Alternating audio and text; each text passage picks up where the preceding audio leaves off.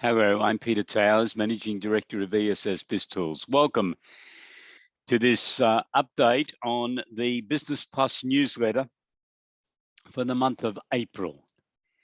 Thank you for being a subscriber to ESS BIZTOOLS and ESS BizGrants. We do appreciate your support. Business Plus for this month continues the article we started last month on early stage innovation companies. This month, we've looked at the gateway test in some detail so that you can explain this to your clients. If you have any questions relative to the early stage innovation company, can you please let me know, and we will get some answers back to you. This is a great way for people who have been undertaking research and development to get the money that they need to be able to take their new product or process to the marketplace. Next month, we're going to continue by looking at the principles test and then the wrap up of what's in it for investors in investing in an early stage innovation company. In the federal budget, the Treasurer indicated that there was going to be special incentives for businesses if they were using e-invoices, in that the government agencies would be paying those businesses within 5 days of receipt of the e-invoice. Otherwise, the government agency will pay interest on the amount that was not paid within the 5 days. I decided we should have a short article on what e-invoices are, so we have some information there for you. Independent contractors versus employees.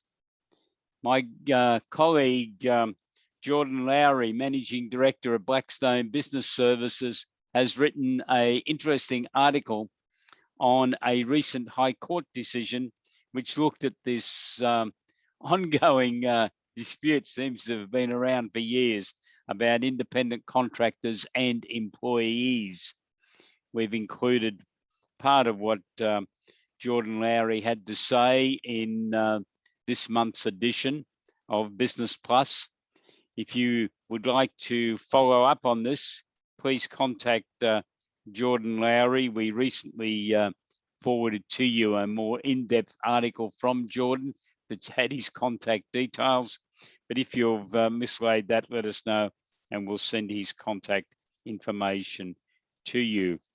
Our popular grants update has been summarized in this edition. We've got 3 of the grants that we've highlighted, but each week my assistant Evelyn is producing an update on grants that's part of our weekly briefing note to you to keep you informed of what's happening. Entities to operate a small business. This is a new 2-part series to look at the type of entities that a SME may select. This month we have looked at sole traders, partnerships, discretionary trusts and unit trusts, and we'll continue next month by looking at companies. We've also included some notes on unlisted public companies because someone contacted me and wanted to know more about an unlisted public company. So we've detailed that in this edition. Our suggestion on following this newsletter up with your clients would be that any of your clients who's been undertaking research and development or has developed a new product, process or service could be eligible for the early stage innovation company concept, especially if they need to raise money. Now, they may have already started talking to you or gone off and made some inquiries about applying for an accelerating commercialization grant, but that will only supply 50% of the funding. If they're looking for the other funding, it could come to them from the early stage innovation company. There are strict guidelines as to the age of the company and the income and expenditure of the company in the previous financial year. And that information was all summarized in the March newsletter. So you can read that, and I'd be making contact with any client that has been undertaking research and development, as I indicated, or developing new products, processes, or services. They might be interested. E-invoices overview, that basically applies to everyone in business. So it might be just something you mention.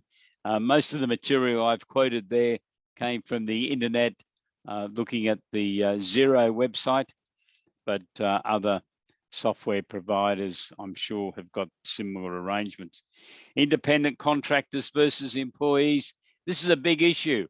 And therefore, I think every one of your clients, which is going to be most of them that are in business, who are employing people, it's an article worth talking to them. And if you know that someone's had some problems in the past, and this distinguishing between employees and contractors, it might be a good idea to really point it out to them. The grant update, of course, is part of just an awareness issue with the clients that grants are out there and there's a lot of them, and that you're aware of them, and you could talk to them about that.